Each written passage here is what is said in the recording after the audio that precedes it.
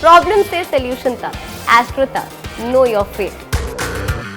देखिए, अधिक मास को पुरुषोत्तम मास कहते हैं। नारायण का नाम, उनके गुण इस मास में शामिल हैं। और जब इस पवित्र मास के शुक्ल पक्ष में एकादशी आती है तो उसे हम कहते हैं पद्मिनी एकादशी। अधिक मास कभी भी पड़े, अधिक मास के शुक्ल पक्ष की एकादशी पद्मिनी एकादशी होती है और ये बहुत ज़्यादा पवित्र है। क्या महत्व है इसका?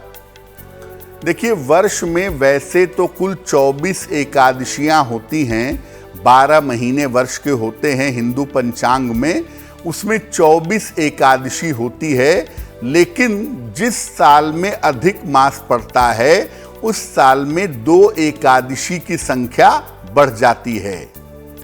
तो इस बार अधिक मास होने की वजह से 24 नहीं बल्कि कुल 26 एकादशी होंगी।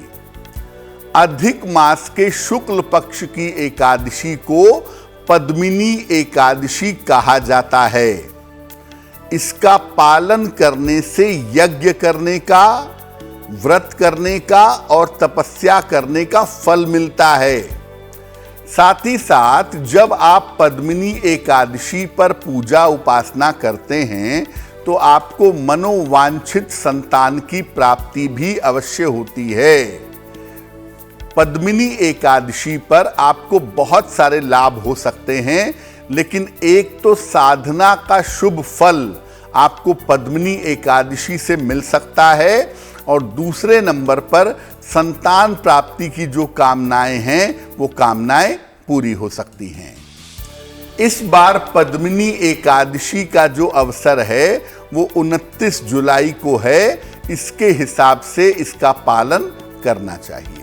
अधिक मास की पवित्र एकादशी पद्मिनी एकादशी है।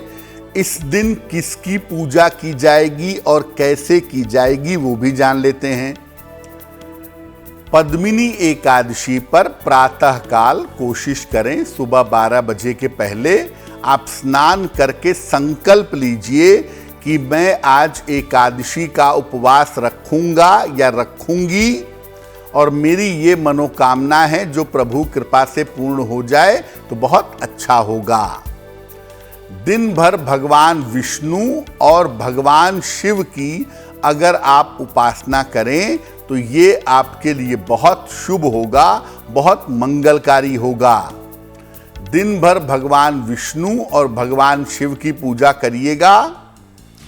रात में 4 पहर की पूजा की जाएगी नारायण की। इस एकादशी पर 4 पहर की पूजा होगी भगवान विष्णु की या भगवान कृष्ण की। पहले पहर में भगवान की पूजा होगी नारियल से, दूसरे पहर में पूजा होगी बेल से, तीसरे पहर में पूजा होगी सीताफल से और चौथे पहर में पूजा होगी नारंगी और सुपारी से। तो जब आप 4 पहर की पूजा करते हैं पद्मिनी एकादशी पर तो आप कोई भी अपनी जेन्युइन मनोकामना को पूरा कर सकते हैं।